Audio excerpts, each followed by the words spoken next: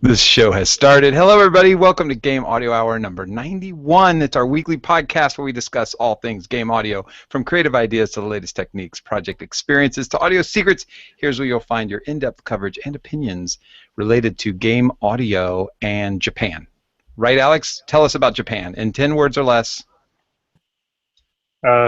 Sunny, very cold, -1, no snow, and rather good. I don't know if that was 10 words. Rather good. I think. You should have mentioned the Modern Zombie Company. Yeah, well, there's that too.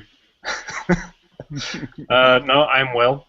I am well. My children are a bit sick at the moment, so I'm managing somehow to dodge the infection, but I don't know how long I'm going to last, but it should be all right. And how about you, Carl? You're I see behind you there, you've got a little sort of flashing globe on top of your Yamaha monitor there. Can you just explain what that is? That is mixing environment 1. I have these accoutrements I put on when I'm mixing, so I feel like I'm at a discotheque, and it makes me feel better, and that's one of them. There's another one over here, but I'm not going to turn the camera. I think we can all stand to be feeling like we're in a discotheque every now and then. You know, discotheques, good. I'll tell you, every time I go to Mike Shapiro's house, it's like being at a discotheque. He flashes the lights, he dances. Is that not true? Exactly right. That is not true. But in terms of the fun, I do see your analogy. Things are keen over here. I was trying to figure out the frequency in hertz of the flashing of the blue, green, red light behind you, but it doesn't seem to be consistent. Which one are you looking at? Are you looking at the clock? Sample and hold. That's right. No, the there. other side. The other side. This is just a disco light thing. Carl's a kind of a sample and hold kind of guy anyway, aren't you? See what I did there? See what this I did is a family show, Alex. Right, Vince? We don't talk about our sample and holds, do we? That was each segue gets worse silly, than the last. incredibly dorky. Wow. Hi, I'm doing well. Glad You're doing well? Everyone else is doing well as well. We are as well. You might want to bring up your mic just a tad bit, Vince. Sorry about that. Yeah, I've been leaning in front of the microphone instead of talking into it. How's that? That's beautiful as always. Ooh. Hey, you know what, guys? We had 2 weeks ago a contest, and somebody won that contest. And we'd like to thank Isotope for their support of the show and supplying us with awesome software that we're allowed to give away. And I wanted to start the show off with a contest winner because we went to NAMM, and we have got a crap load of stuff to talk about. So I figured we'd just get the winner right out of the way. Now, that doesn't mean we want you to turn off the show. If you're the winner, you're not allowed to just walk away. I guess you are, because we can't do anything about it. But we'll call YouTube, and they've got police in some future year that will be mad at you for that. Maybe. Can you imagine YouTube police, like, because YouTube becomes a thing and you get arrested for not watching government-sanctioned, like, YouTube broadcasts? It's very 1984 right now. Wow. So, Alex, why don't you announce the winner since nobody's laughing at my awesome jokes? They are pretty awesome today. You're in good form, Kyle. I'm very impressed. Thanks, buddy. Either that or you're drunk, and I'll take either one. I'm always drunk. You know, I start the morning soft. Got my little hip flask down here. You know, start the day soft. That's the way we like to glide through the day. Anyway. That's perfect. That's perfect. Let's get to it. Okay, so today's winner of what's the software this week, Kyle? It is Nectar. It is Isotope Nectar. It is it's so many things. It's a vocal software, if you will, with presets for making your vocals sound amazing. I was going to say voiceovers, but because you use it for both. It's voicals. Voicals is voiceovers and vocals together. It's got a... I don't want to compare it. But anyway, go ahead, Alex. Okay, so out of the... let's count here. Let's see. Out of the 9,763 entrants to the competition this time, the winner is... We ready? The winner is Peter Saverman, who is at Peter Saverman on Twitter. Saverman. His excellent tweet to us was, "What? Nectar? For me? You shouldn't have Game Audio Hour. By the way, horrible showtime for Europeans. But firstly, congratulations, Peter, and we should also just voice a little word of appreciation for all of the non-US, non-Asia viewers of the show, specifically the European viewers who, right now it's like, let's see, 3 a.m. in the morning in European time. So if Peter is actually watching, which I don't think he is, but if he is, thanks to all of the people in Europe who tune into the show, whether you do it live or you do it after hours, we really appreciate it. And congratulations, Peter. Yeah, congratulations, Peter. And we will be in contact with you after the show. I'll send you a direct message and get your email address. And then I send that off to iZotope, and they supply you with your license. Congrats. That's an awesome software, Nectar. I use it for breaths constantly. It's just my go-to if I got to get breaths out of something. I just load up Nectar, run it through there, do the correction, done. I also love its autocorrect kind of auto-tuning feature, but I just didn't want to say that word. But what else do you call it? What do you guys call that? It's not auto-tune. Do you call it auto-tuning when somebody else makes it? Pitch correction? Yeah, pitch Thanks. correction. Well, That's the one. Pitch correction. I love it. It's a powerful software. Oh, the reverbs are fantastic in there. You guys been messing with it? I use it sometimes. It's really great for right at first pass.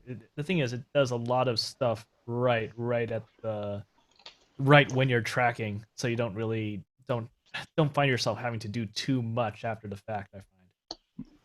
That's a good way to put it. I mean, if good software is working itself out of a job, you don't need to keep going back to it. So congratulations, Peter, and thank you, iZotope, for supporting the show and for supplying us with software that we can give to people. Much needed add-ons to their kits so that they can do some amazing audio. Hey, not to create a speed bump here or anything, but Peter did say that we shouldn't have given him this prize, so do you think we should draw an alternative winner? Did he have a double negative? Yes, the alternative winner is, let's see, Michael Gordon Shapiro. Congratulations, Michael. Oh, wait a minute. Guys, you shouldn't. Oh, uh-oh. Damn it. Guess it has to go back to Peter after all. That was close. I almost got it away from him. I thought it said Gordon Michael Shapiro, because that's like Superman wearing a pair of glasses and nobody can tell. You know, Clark Kent wears glasses, now suddenly he's... So Michael just puts Michael, instead of Michael Gordon, puts Gordon Michael, and we're like magically convinced it's somebody new. Okay, guys, so I've got to ask, I was very disappointed that you didn't let me come to NAMM with you. I told you to start swimming like a month ago.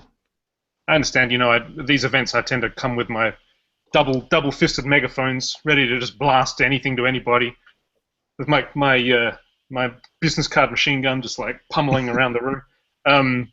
So tell me all the goss, tell me all the good stuff. I saw we had a few videos that you took when you were there, Carl. Yeah. We got more coming. Oh yeah! Oh my God, we have got so much footage, and I'm editing it all, but I just haven't found the time to get it all quite online. So what I'm going to do is I'm going to trickle out 2 or 3 a day for the next week of the really important stuff, and then just continue with the kind of stuff that is interesting but isn't necessarily related to game audio as we go on. So I'm going to get the really important game audio stuff up throughout the week. Keep your eye on it. Also, photos are going to be coming through Twitter and stuff like that. I've noticed a lot of the websites are doing the same thing. You know, on the internet, our shows are small productions, and so we have to wear so many hats that I think that that's become an ordinary thing where they trickle out videos throughout the days after NAMM. So keep your eye on the space, which is gameaudiohour.com/NAMM-2016, NAMM-2016. We'll keep posting videos. Yeah, I was there for 3 of the 5 days. I didn't go Sunday or Friday. It's pretty long, isn't it? 5 days. That's quite long for a trade show. It is. Yeah, it is. And you know what I love about it is that you can have a conversation. Isn't that crazy to make such a comment about an audio convention? But they have really done the smart thing and made it easy to have conversations with each other, to find each other, to actually call somebody on the phone and just have that level where you can just hear what's going on. If you go to E3, don't ask for any of that. I wonder how they regulate that, because I'd imagine, it's very essential that at an audio trade show you have to be able to hear what you're playing or what you're trying out. But I wonder how they regulate that, because you'd imagine it'd be so easy for everybody just to it just turns into a loudness war, and everybody's trying to be louder than the next booth. They have a new thing from the AES called convention lufs, and you can't get over an integrated loudness. I'm joking. That would be funny though. Have some giant. You actually had me, because I was thinking that's really cool. That's great. You actually had me. Well, Convention lufs. That's awesome, if I can say so about my own joke. That's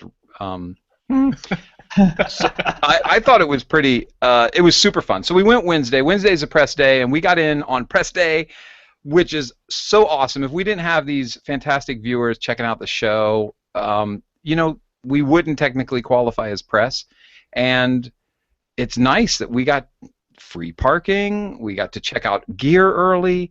It was really quite a privilege, and we thank all the viewers for letting us have that opportunity, and we pay it back by bringing you videos and conversations about what's going on in the industry. And my God, has some awesome things happened in the industry, from hardware ADA converters to new interfaces for doing composition in a new way, which we were really excited to see that first. But I don't want to kick off with that.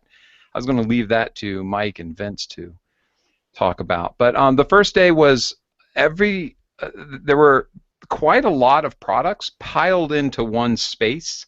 They hadn't opened the floor yet, and so you could really get this intense kind of everything that's going on. They had a stage where people were doing presentations. We saw everything from virtual reality drums, where you put on a virtual reality and the drums react to the way your hand stops at the end of your wrist snap and where its location is. So you're looking at a drum set, but you're playing the air. It was actually pretty fun. The guy who was playing it was really good at doing rolls, because I was thinking that's got to be hard to get these little tiny rolls going, but it totally sensed it really well. Two fantastic guitar pedals, which I was, one of my favorites is Earthquaker Devices. They're also Ohioans. Not that there's anything wrong with Ohioans, because I'm one of them. But there was, some, I can't say hometown love, but home state love for those guys. They've got some amazing things, and they released an amplifier that I cannot wait to get my hands on. There was a electric violin, played by a violinist who just blew me away. She was so good, and it sounded so great for being electric, because typically I'm not a fan of piezo or piezo. Piezo is a gaming company. Piezo pickups. Not a big fan of those, and this didn't have that piezo kind of scratchy high-end sound. I was really impressed with that. What else did we see, guys? There were lots of guitars and stuff. What else? Can I ask some questions about some things that I'm curious about? So yeah. the things, just having a look at what came out at the show, there of course is the Arturia Matrix Brute, which looked it's on my list. Kind of like looked bizarre, very interesting. Of course, Korg's done some very interesting stuff with the Minilog and the Volca FM synth, which I'm curious to hear about. And the big one for me, I'll never ever be able to afford it, but it will be wonderful, is the legendary Dave Smith's Oberheim synthesizer, which I'm really curious to hear about. So mostly synth stuff, I guess from me. But what can you tell me? And you also any interesting software releases that were announced there too would be interesting to hear about, or stuff that's relevant to us game audio people. Yeah, tell us all. Gosh, guys, take over. Talk about I'll let you guys go first. Talk about the synths and things that really impressed you, and then I've got my list here I'll touch on. One cool thing we saw on that press day, which may have been present on the subsequent days, because it probably was the Seaboard by Rowley, and that's SEA board. And the idea is it's a controller keyboard that stretches the boundaries of what we normally think of as a keyboard-style MIDI controller, in that each key is not just a thing that you press down and then lift up, but it has a couple of other, I guess, degrees of freedom or means of input. You can slide a finger down it, kind of forwards and back, and you can also slide a finger crossways behind the keys, if you can imagine doing that, like reaching behind where the back of the key is and sliding a finger there. And I think there's a couple of other ways that it could accept input. But the idea is to try to get some of the expressiveness that you might get in a wind controller or maybe playing guitar, where you want something that's more continuous rather than just touching keys or reaching over to jog a mod wheel or something like that. I didn't get a strong sense of the practical usability of it because I was just watching it, but I was very impressed by the demos. They showed a keyboard player doing something with a virtual saxophone that sounded less awful than most virtual saxophones. There were bends, there were expressive gestures that sounded pretty good. I don't think I'd say they sounded exactly real, but they sounded a lot closer than what you normally get with just playing a keyboard. So there was, I think the new release here was the 49 key version. I believe a 25 or 29 key version was already on the market. It looked really cool. I'm not sure where I would fit it in my own creative workflow, but I certainly am interested in seeing more. It's fairly pricey, isn't it? The Seaboard. So the yes, 49 key version is $1,200. The 25 key version is $800. And the 63, is that what it is? 63 keys? Is that typically what they do? 25, 49, 63, 88? I can never remember. It's divisible by 8, right? No, I guess not, because 25. Yeah, that one's like $2,000, I think. It is expensive. It feels like skin when you push on it. I was really expecting, since it felt like skin, and they were doing sax, that I was going to hear Careless Whispers and get all romantic. They didn't do it. Hugging Vince and kissing Mike, and I know. I did that anyway. They still. Yeah, the cops were here earlier, guys. So if you need to know about those restraining orders, they have arrived. The Rolly was really cool. I really loved it. Vince made an observation about it because we also messed with. This was amazing. So we went over and looked at the Lin. What is Roger Lin's machine called? Yeah, the Linstrument. Linstrument. And what was amazing is that who was demonstrating it? But Roger Lin. So you're standing feet away from one of the biggest names in the business, and he's showing people how to use it. Vince made an observation about how the Rolly kind of will rolly under your finger when you're pushing on what they have for the rubber. And so I was thinking, I guess they're probably going to want you to use some baby powder so that your fingers will slide nice and easily, but that would kind of get it messy. Because if you just go up there with regular fingers, and it starts to stick a little bit. That was a little bit tough. I did like how the Rolly had a release. So when you're pushing down, if you pull off really quickly, it adjusts that velocity as well. So it gives you another, that's one of their 5 points of reference. That was really, really quite amazing. But the Linstrument, it's got these little squares everywhere, and they're really level, so you can roll from one to the other. So it gives you a more tactile feel, and it doesn't get stuck under your fingers. I like what Vince brought up about that. Vince, do you want to talk more about your opinion there? Man, well, there's a couple of things with the Linstrument. It's weird how actually, despite the Linstrument being this grid of these very small buttons, that I felt like it was actually easier to play the individual notes on there compared to on a Rolly Seaboard, precisely because of the texture of the surface, the skin that's over it. So even though I'm used to playing a keyboard, it just felt a lot more fun actually to play the Linstrument. And actually, the Linstrument is sort of organized less like a keyboard and more like a string instrument, with each horizontal line of notes not going up in octaves but going up in fourths. And it took me a while to sort of get used to it. And then when I watched Roger Lin actually try to do some solos on it, well, not just try, but really execute some pretty interesting stuff on there, it really did make sense how that grid was laid out. So that was actually really cool. And it was interesting seeing how much control he had over the note within that very small space of a button compared to the relatively large space of what is almost like a full-size key on a keyboard, that amount of space on the Rolly Seaboard. So it was very interesting comparing those two instruments. Obviously, the Rolly is this newer thing. A lot of people were checking it out at this big space on the second floor of the Anaheim Convention Center, and Roger Lin just had his thing. The Linstrument didn't exactly have the hugest splash when it showed up just last year. Yeah. But I was actually really surprised in a positive way how the Linstrument compared to the hot new thing, the Rolly.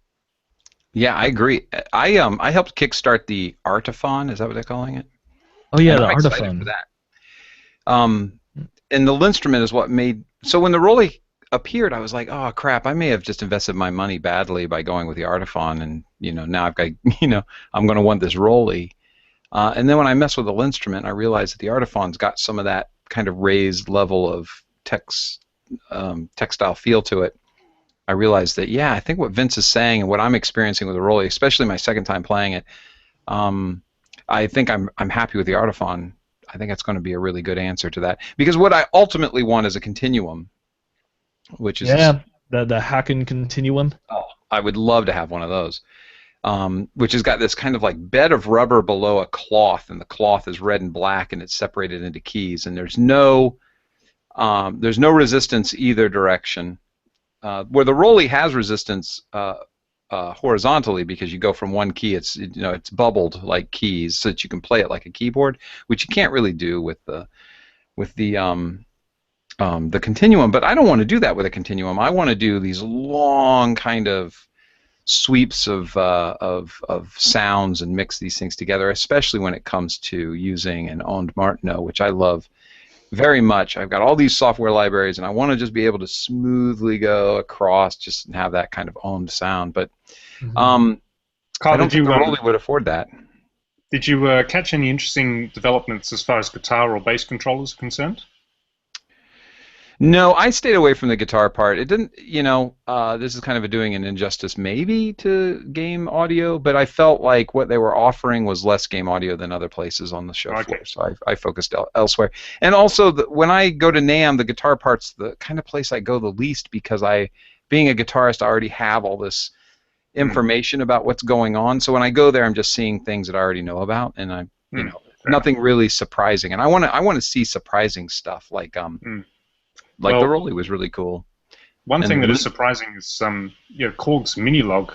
I'm really curious to hear about how that sounds, because that's pretty surprising. I mean, it's a polyphonic analog synthesizer with the architecture is fairly basic, but it's got a lot of interesting polyphony modes. Mm-hmm. The polyphony modes, the way that the different options that you get. But more than anything, the build quality seems very good, and the price. Like, how do they do that? Yeah, what is it? $500? It's something like that, which is incredibly affordable. And in other interviews, I saw that the guy was just saying that the reason it's so cheap is because they built it from the ground up to be affordable, which I don't really understand that logic. But did you guys try it? What does it sound like? Oh yeah, go for it, Mike. Did you check it out? Which one was this now? The Minilog by Korg. No, I didn't. Vince, you did though, right? I checked it out a little bit. It was fun to play around with, and it did certainly sound good through the headphones. Wow. It did certainly sound good. And yeah, the build quality was really very good for that sort of piece. Yeah. I love the wood around it. Looked beautiful. Yeah. It was like a piece of art, the way the metal was bent and everything. A little bit smaller than I thought it was going to be. It's about the width of my shoulders, maybe. I was kind of surprised. It was a little smaller. Sorry, so Vince, I just wanted to... The keys, they're the same keys that they have on the MS-20 Mini, so they're sort of slightly, two-thirds size keys. Slightly small, yeah. Slightly smaller, okay. Yeah. Which actually, I messed with the MS-20 for the first time at NAMM, the new MS-20, and the keys are bigger than I thought. It's a bigger unit than I thought, because I have the controller for the legacy software I bought when it first came out, and I thought the keys were going to be like that, but they did a pretty good job with that MS-20 rebuild. They also released new, what is it called, Nano Key and Nano something that Korg has. They released new versions of that too. And those seem a lot more sturdy than they were before. I'm actually interested in getting one. Before they seemed like a stocking stuffer at Christmas, but now they seem like a legit purchase. So well done, Korg, because they really stepped it up on that. Another one that really surprised me was Arturio's Beat Step. The new version, I have the old version. That thing is big. I was surprised, because I have the old Beat Step, and I'm telling you, it's only about that big. But this thing was like big. It was like putting a piece of unit on your, that's a piece of kit right there, and it's metal. Like that seems really cool, and the interface was surprisingly interesting. Schematic, or aesthetically, I wasn't crazy about it because of the look, the way they've colored these sections, but it's very useful. Did you check out the Roland AO1 controller with their funny 8-bit synth that comes with it? How was that? It sounded really cool. The keys were a little flimsy and small, but that's what they have to do with those units. If I had something along that size, I wouldn't change out for the Roland, to tell you the truth.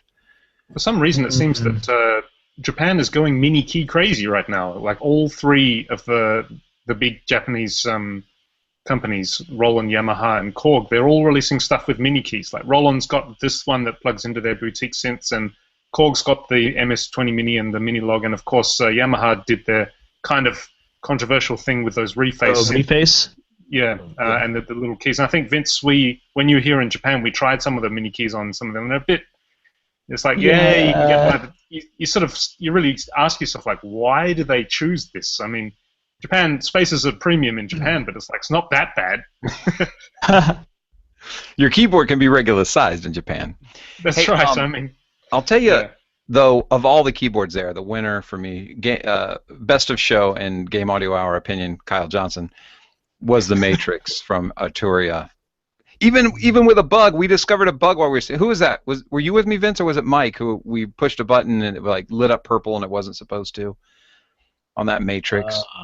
That wasn't me. No, I snuck away from you guys. That thing was awesome. So ask me, Alex, how much I spent on my Moog Voyager. Gee, Kyle, I know you have a Moog Voyager. How much did you spend on that, by the way? Unbelievably, I spent $3,800 on that Moog Voyager, Alex. Now ask me how much the Arturia Matrix synth is. So I hear Arturia's just made a new Matrix synthesizer. I imagine it's kind of around the same price, or maybe even more expensive than the Voyager. Tell me all about that, Kyle. You would think, but order today, and you will receive a Matrix synth for 17 something. Wow. 1,800 with tax. Wow. I was about to go over and strangle some Moog employees, but I decided that might not be the best way for me to get into NAMM next year. I love my Moog Voyager. You guys know that. I spend all kinds of time in there. I've pimped it out so that it's got all the extras. I've got Mooger Fogers everywhere so I can have all that. And that is pretty amazing. And it is an amazing synthesizer.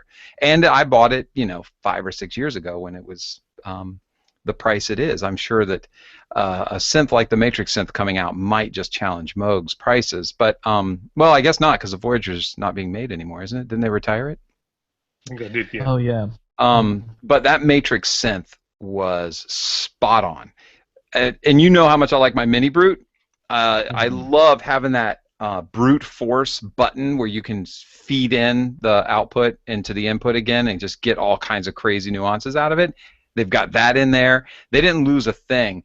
3 oscillators. I mean, my Voyager's got 3 oscillators. You're getting a 3 oscillator synth with. I don't even think it's paraphonic. I think it's every oscillator gets its own access to a filter. Are all the oscillators going to the same filter in that? Is it paraphonic? Do you guys know? I don't think it is paraphonic. I think it was proper polyphony, I think. Yeah. Well, it was awesome. And I was having a hard time leaving. They had 3 or 4 of them there, and I thought I was going to have trouble. This is another thing great about NAMM. You walk up to a synth, and they bring enough that you're not standing in some ridiculous line. I was really happy with that. I walked up to the Minilog, and they had 5 or 6 of them out there, and I thought, oh, I'm never going to get a chance to play it. And then somebody walked away, and I was like, oh, well, I guess, can I walk in here? And the guy was like, nobody else is here waiting. So, okay, I'm not cutting in line. Nope. I got on there and had fun. Same thing with the Matrix synth. I was there for, 2 seconds, and somebody walks away, and I was throwing the headphones. That thing, Arturia is kicking everybody's ass, except for Oberheim's Eurorack, the Marion stuff. Yeah. So that looks really Oberheim. And also let's not forget Waldorf. Waldorf has that new Eurorack keyboard module, which is a great idea. It kind of makes you wonder, why hasn't anybody done that already? Or maybe there is stuff like that. I don't know. Maybe like a Eurorack case with a keyboard attached to it. It's brilliant. Yeah. It's a brilliant solution for people who don't they don't want a whole wall full of stuff, but they have Yeah. a few modules that they specifically want. Yeah. And they're wanting to put it into a convenient package that they can just patch and play right there instead of having to turn around between keyboards and cables everywhere. And it's just a brilliant idea. Yeah. Did you guys mess with the modular stuff? Modular stuff. Pittsburgh is doing that as well with just a rack of stuff you want. I love there and at an affordable price. I wonder if there are some, because we seem to be, thankfully, this sort of mini renaissance of modular analog synthesis that's going on in the last 5 years or so. With the prices are sort of coming down into good, reasonable territory now. I wonder if we're seeing maybe there's like new suppliers who are supplying parts for these synthesizers who are capitalizing on this little boom of popularity that's going on at the moment. It's great. It's fantastic. I mean, Korg is obviously doing something amazing with their price ranges, and it's just like more and more really good stuff. And one thing I like about the Korg is they said that one of their goals was to make it affordable, just to bring more people into the interesting world of synthesizers, and which is admirable and commendable. Did you try out the Dave Smith keyboard? Oh yeah, but I don't want to keep talking. Let these guys talk. Yeah, we should probably move on from synthesizers in a moment to something well, else. I had a couple more things to say, but I wanted to share the floor with Mike and Vince and make sure they got some good time in. Well, I'm not a big synth head. I'm kind of a casual / social occasion user of synthesizer sounds. But playing around at the Arturia booth, which you forced me to do, I kind of got it. For the first time when I was actually physically touching one of these devices and hearing the audio coming out of a speaker rather than a simulation coming out of my headphones, there was a kind of visceral connection with the sound that I don't get when I'm using a plugin. And let's say that 20% of that was just the adrenaline of NAMM and totally psychosomatic. That remaining 80% felt really real. It seemed like it'd be a very fun thing to play with, even if you have a pretty good simulation of the same thing already in your rack. So I wouldn't say I'm a convert, but I think I understand your condition a little better than I did before now. My condition. I love it. Yeah, your obsession with obsolete technology. It makes more sense to me now. You are so on target right there, man. It is. I am absolutely addicted to the old stuff. Yeah. What do you think, Vince? Kind of the same thing. Well, just along those same lines, I was kind of like that. Same place where Michael is. Probably the most interesting thing synth-wise for me that happened was I had a little bit of a conversation with Andrew Osler from Expert Sleepers, and it turns out that I'm an EWI guy, or a recent EWI guy, and actually he used to be a really old EWI guy, and we were talking about some options that we had, because I had actually mentioned that I've got this thing, I've got some CV out from here, I've been hacking it a bit, and talking about some options for actually integrating that with some other things that are available. Getting not just the EWI with MIDI into my DAW, but my EWI's CV hack into my DAW as well, and then getting that back out into some synths and whatnot. So that was actually probably the most illuminating, interesting talk that I had with a synth head over there. I mean, not just a synth head, but he's the Expert Sleepers guy. So that was actually really cool, and I feel like I've incremented a bit in my enjoyment of synth. I've always loved the sound of analog synths, but I'm still actually kind of a noob when it comes to really quickly manipulating things in order to get something that I'm conceiving in my head. So I feel like I've moved on a little bit thanks to NAMM and a couple of conversations there. Yeah, I met with Andrew right after Vince had left and started asking him questions, and he said, "Hey, the guy right before you was asking the same stuff," and I said, "Who's that?" And he said, "Some guy named Vince," and I said, "Yeah, we're together." Oh well. So I said to him, I go, "Well, I guess I'll leave you now, and I'll just go ask Vince what you guys talked about," and he laughed about it. And he was so approachable and very kind. And it's funny because when you go to these things, you think that the person you're talking to might not be the person who created everything. And so I always put my foot in my mouth. And I said, "So, I love the stuff that you guys are doing." And he goes, "Me?" And I go, "Yeah, I use all the software that you guys are making." He's like, "That I'm making?" You know, he kept doing. I said, I've been a fan of you guys for a long time. Of mine? Yes. And then finally I go, are you him? Are you expert sleeper? He's like, yeah, it's me. It's one person. So I was pretty impressed with that. And he said something to me that really hit home. He said that all of his plugins he still supports. He's been around since the early 2000s, and he still supports all of those plugins. Now, I asked him, I said, are you done making plugins? Are you going hardware? Because he had hardware there. And he said, I'm going where the people want me to go. So I support the software. Occasionally some software comes out, but hardware is where it's at right now. So he's putting out some fantastic hardware. And they have the greatest name in of all of the of all of the audio companies.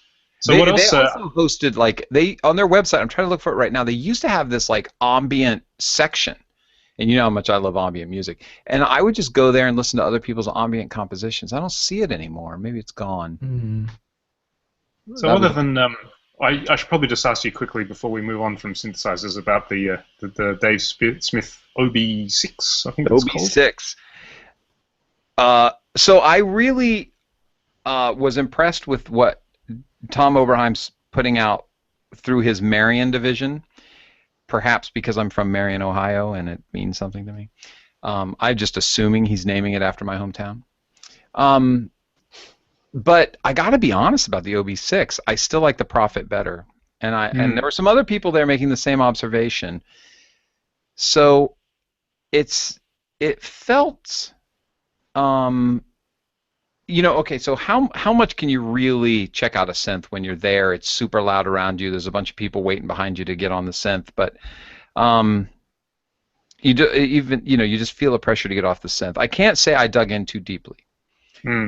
But I will say that the interface kept me from quickly getting deep into the instrument and learning that there was a lot more there. So either I had discovered pretty much what this thing can do, or the interface didn't allow me to get in deep enough to see that there's deeper stuff. So I walked away from the synth going, sounds really cool, love the mashup, but I still want a Prophet rather than an OB6. And I want to put the Oberheim Eurorack stuff, Sim Plus, in my Eurorack. Yeah, that looks, the SEM stuff that's coming out from Oberheim looks really great. Are they I mean, I think back in, this is before my time, before I got into music, but back in the 70s, the late 70s, you were either a sequential circuits person or you were an Oberheim person, right? You sort of, there are like two camps. So you either like the Prophet or you like the, the Oberheim, the OB series or the Matrix synths and stuff like that.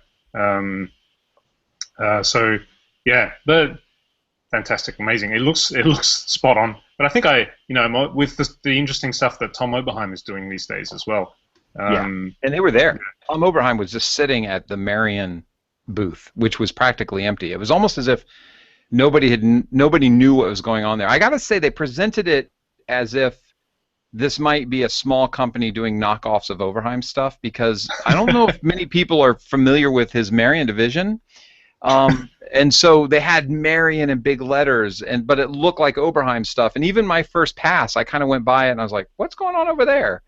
It didn't take long to figure out what was going on, but Dave Smith had an enormous area. Moog had this awesome area where everybody sat on the ground and played with the mothers. That sounds kind of funny. Let's not repeat that in public. But they had some great stuff there. It was really interesting. And then Oberheim was right across from Lynn with the Marion stuff, and it just looked like it had an 80s feel to it, like even the artwork for the booth and everything. And I noticed that there was practically nobody there.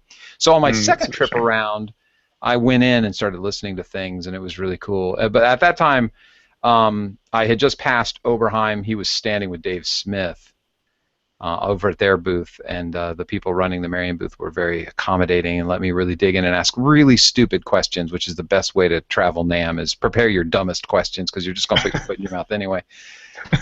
But the sound, and building out this Euro rack with all these amazing things. Oh my God, one more thing I got to tell you about. So you know how analog synths will warm up over time? Alex, I think you know what I'm talking about. I know exactly what you're talking about, because my dark energy does that.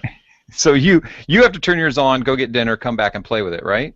Well, actually, yeah, just I don't want to steal away your topic, but yeah, actually, what all it is the tuning of stability of the oscillator in the Dark Energy 2.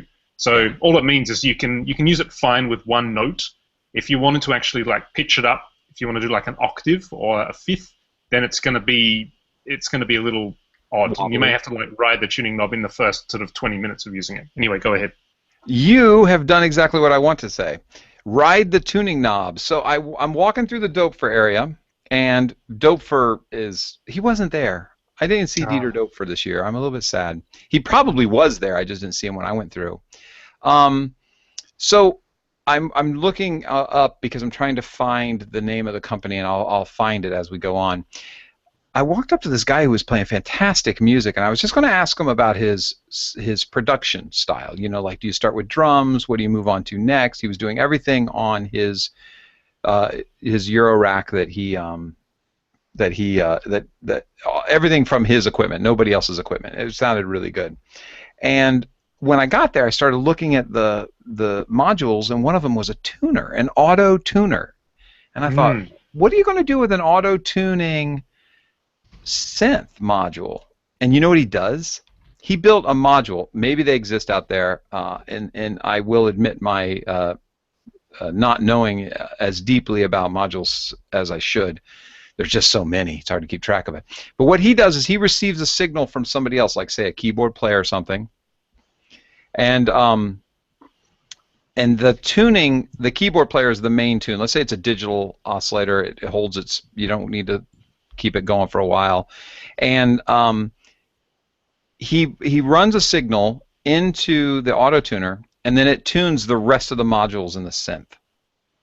So even throughout the night, let's say you're playing with somebody who's on a Moog and they start slipping over time, or you start the gig off early with your Dark Energy 2 and you can't do the divisions without sounding a little bit out of tune, and then next thing you know, this unit of modules is following you in your tuning because of this auto tuner.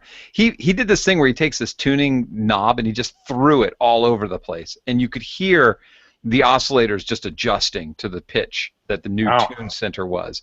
And I was blown away by that guy. And maybe I'm being naive because I just haven't seen that yet, but I couldn't believe it. I was like, holy cow, man, this answers a lot of problems, you know. You don't have to show up necessarily 4 hours early, warm up all your synths, you know, leave them on at sound check and just keep jamming. That was really, really blew me away. Did you guys see any of that? Did you guys talk to that guy? I'm going to look up his... That sounds really cool. I mean, it is a sort of not niche problem, but I mean, it's not like with the Dark Energy as well. You know, it does take 20 or 30 minutes to warm up. But if there are practical reasons why you need to be straight in there, like maybe you're the kind of sort of experimental, spontaneous person that has to have your equipment ready to go at a moment's notice, switch it on, plug it in, and start creating magic. Yeah. There are probably, as you said, live applications as well. Yeah, that's a neat kind of idea. And it's kind of like a master-slave situation. So somebody who's in charge of the tuning, you could write a song that ends like with the tuning just tweaking in some direction, and all of the synths would just come down at the same time. Everybody hooked into this auto-tune. I was blown away by what that guy had. I'm going to look him up. You guys go ahead and carry on. I'm going to look this guy up. So let's move on from synthesizers, shall we? What else caught your eyes, your respective four eyes, Vince and Mike? Who are you calling Four Eyes? Hey, I'm going to tell you... That means that one eye will be looking at that booth and the other eye will be looking at that booth for both of you, you see? So you've got like eyes that can move independently like this. For those interested, the Eurorack guy I was talking about is Endorphins. It's Endorphin .es. Great stuff. Go ahead. So what else caught your attention beyond the world of synthesizers, guys? We mentioned the Aerodrums earlier, the VR drum kit, and I wanted to add a few descriptive details to that because it was one of the cooler things that I saw at the show. One thing, I don't know if Kyle mentioned this explicitly or just implied it, but the virtual drummer is wearing an Oculus headset and is seeing the full kit in front of him or her, and there is kind of a basement or a garage band kind of virtual environment.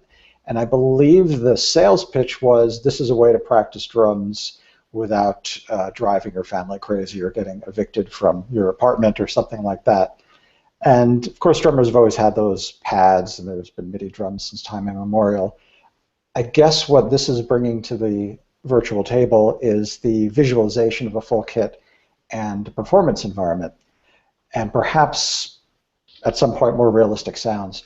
What struck me as interesting about these, this is a little tangential to game audio, but why stop now, is that it created an opportunity for social performance in a virtual world where you could conceivably show up in that virtual space and watch a fake drummer in some way approximating a performance. Now, this is not something that's really ready for prime time yet, because I think if you did that with this current products, the current generation of this product, you'd be watching a ghostly set of sticks hit a drum kit on their own, because there isn't any attempt to model an avatar. But this strikes me as the beginning of something really cool in the overlap of virtual reality and musical instruments. I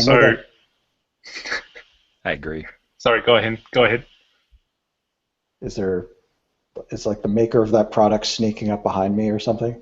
There's a kind of conspiratorial vibe all of a sudden. So, okay. There's actually no surface that you're hitting with this thing?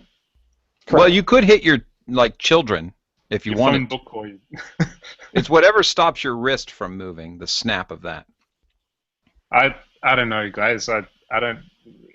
Come on, sign up, Alex. You must sign up. You must be on board. I'm sorry. As you know, I've been working in VR for the past more than a year now, and I'm a little bit. The whole thing has kind of cooled off a bit for me, I guess, because I work with it so much. The performer was really good, wasn't he, Mike? He was like pulling rolls, and he was softly hitting cymbals, and they would react softly. He was smacking them, and they'd go big. It was really impressive. Yeah, I don't know. I don't sort of see the real benefit of having it in VR. I mean, what Mike said is having like the social interaction idea is that could be good, but we already have enough. Like right now, remote social band playing where you have another player, even just audio playing somewhere else in the world, is in itself not really the most perfect seamless experience yet. So.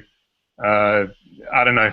Well, anyway, sounds good. But since we're on controllers that are, questionable, some people love them, some people don't.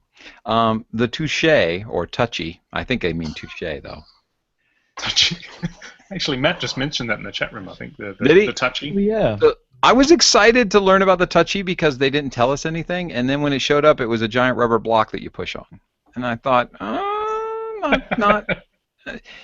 I think Touche, Touchy, Touchy. We'll call it Touchy. Touchy.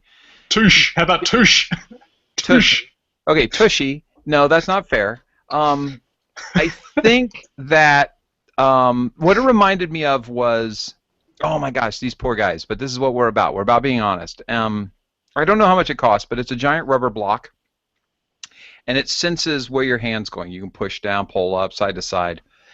One thing I have never liked about Roland synths is that they incorporated the mod wheel and whatever into one button. Yeah, it's the mod stick. Yeah. Yeah, I don't like that thing. And the Touche did the same thing for me. I felt like it would be the same thing, just a giant version of it.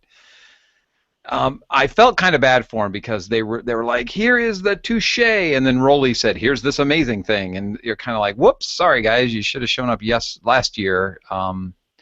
They're both rubber devices, they're both reacting to the way you're doing things, but it was kind of like the Touche was like one key of the Rolly C-board, like it had all the push and the slide.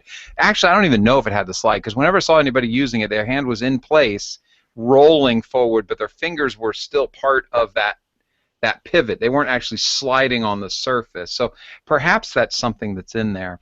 I wasn't sure about that one. I was so excited to see it, and then on press day they released a video.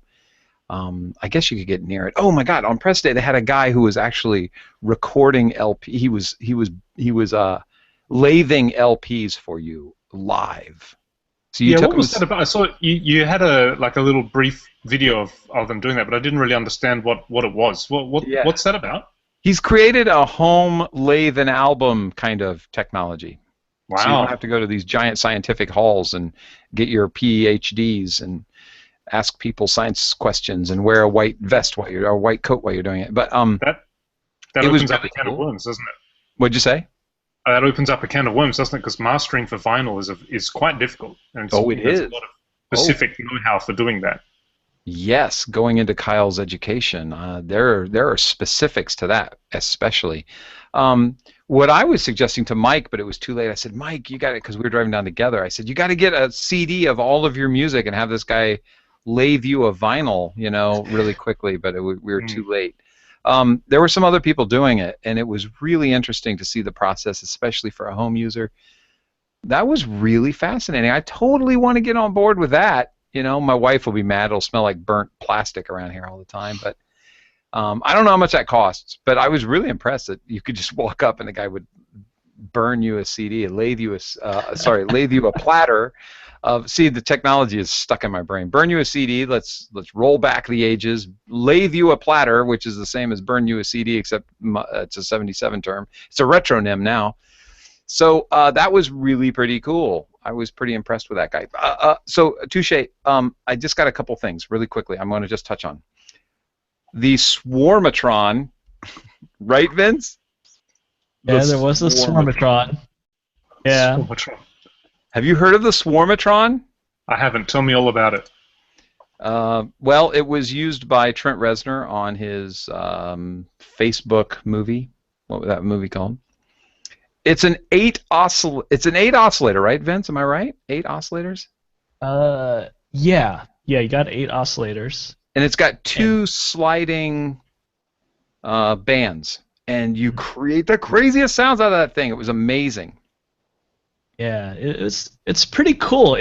You'll know the sound when you hear it because a lot of guys use that sound now, but having that control that sort of control, analog control voltage with these 2 ribbon controllers, and so you could just sort of have this really fine control of how on or off pitch that note is going to be, and then moving it in just this really smooth way is very, very cool. It's a really cool instrument, and it's one of those things where I think, oh yeah, maybe I should go and get something like this. But every year I go over to Mellotron to say hi to Marcus, who owns the Mellotron name, who's doing amazing things, and never remembers me. I'm very sad.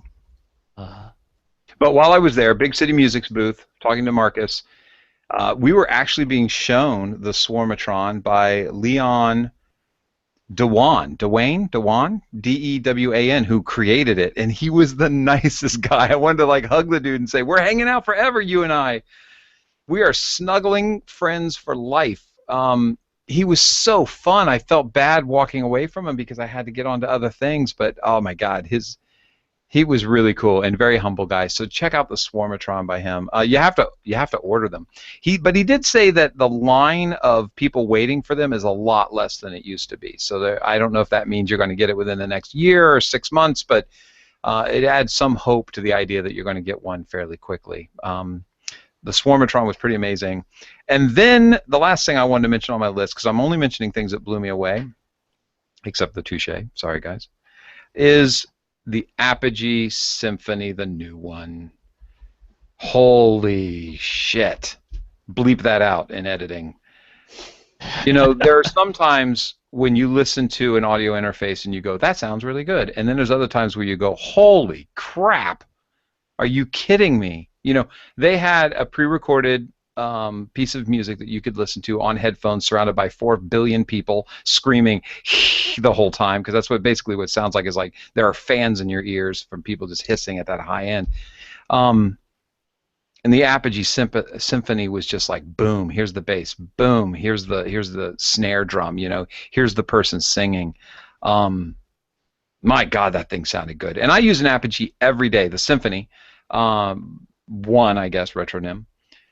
This guy or this gal, whatever I would I don't know what I'd call it, but it's beautiful. It sounded really good. So I called Mike over. I said, Mike, you've got to hear this thing. This is what audio is supposed to sound like, and we're surrounded by all those people. Mike, what was your interpretation? You can tell me that you hated it. It's okay. No, it sounded crystal clear. I could swear I was hearing the sixth dimension. I mean, it was just really impressive. Is it Windows only? No, I use it on Mac. Oh, really? I think I Yeah. saw in the press release for that, it's like a Windows interface. Maybe I thought that's a little funny in this day and age, but maybe I misread it or something. You're going to make me cry. I'm looking it up right now. Well, it's a Thunderbolt device, so Yeah. I doubt that it would not support Mac. Right.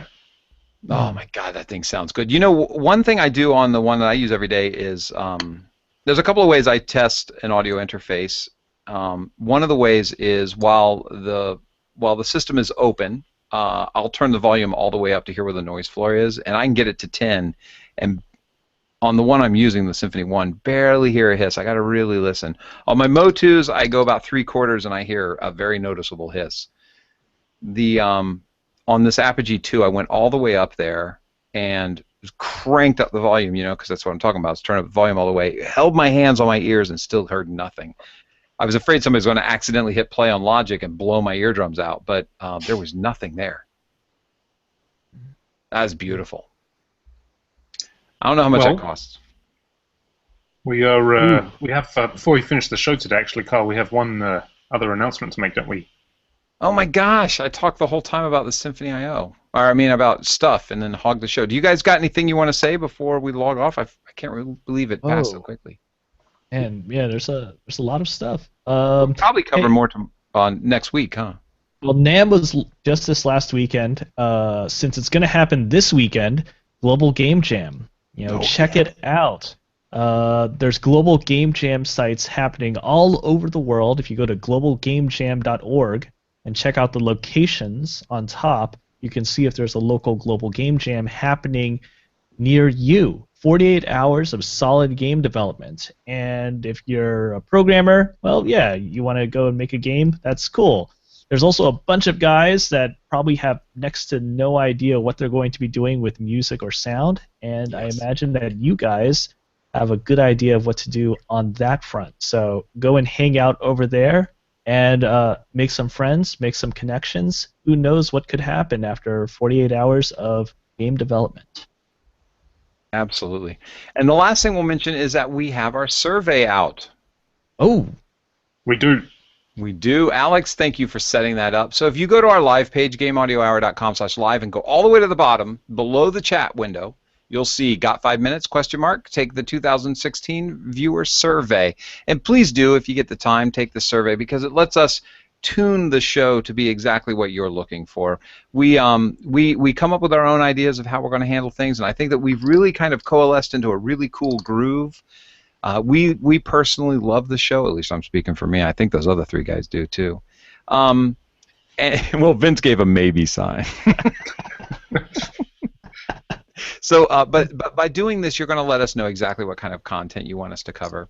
So thank you for doing that. It's very important to us. Again, it's at the bottom of the gameaudiohour.com/live page. It's also on the top page of the site. If you go to the very bottom at gameaudiohour.com, it's there as well. Yes, and Alex told me that before the show, and I failed to mention it, but you are exactly right. So there are a couple of easy ways for you to get there and check it out. One more thank you to Isotope. Again, and you know what? We didn't get to meet with Isotope. We were so excited to do so, and we searched the app and we searched the webpage to find out where they were, and we found the office where they were, and they had this tiny little sticker that said Isotope. And we thought, you know what, if we knock on that door, we're interrupting something important, so we might not do that. So we kind of walked away, but I want to say thank you to the Isotope folks, especially Lexi, for hooking us up and taking care of us. We can't thank you enough. Congratulations to Peter, right, for winning the Nectar? That's right. Again, I will be in touch, Peter, through direct message on Twitter and get your email address, and then I'll send it off to Lexi, and you will receive your copy of Nectar. Congratulations. Have a blast. That's a great piece of software. Thank you to you guys for sponsoring, or for sponsoring. Thank you to you three for sponsoring the show. My brain gets stuck on things. Thank you to Vince, Mike, and Alex for being part of the show. As always, I love seeing your faces. And don't forget to follow us, tweet us, and like us. And not like us like in, isn't like us a plant? That's Lichen? lichen. That's a ficus you're thinking of. Oh. Ficus If a- plus lichen. If a You were on a ficus roll was this- covered in lichen, would it be a licus?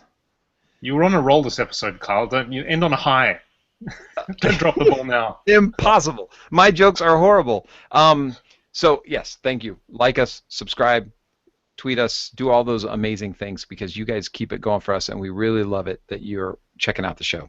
We hope we're bringing you cool stuff. Please do the survey and let us know if we aren't. You can even write in there, Kyle, you suck. Please go away. Let somebody else take over the show. That would be. I appreciate the honesty. I have no ego about it. Hey, guys, I'll see you next week. Great NAMM wrap up. Let's see if we might cover some more next week because I still had a couple things that came to mind while I was doing the show. Yeah, there's a whole other world of software. Gosh darn That's it. true. We didn't even cover, did we? Software. Yeah. Alex, made a part next of it. week, don't get me on a synth kick. I can't shut up. I'll get you on a plug-in kick instead. That sounds good. I mean, Melodyne's new Melodyne. Check out. Holy cow. Messing with the harmonics of sound? Oh. Okay, bye. Bye.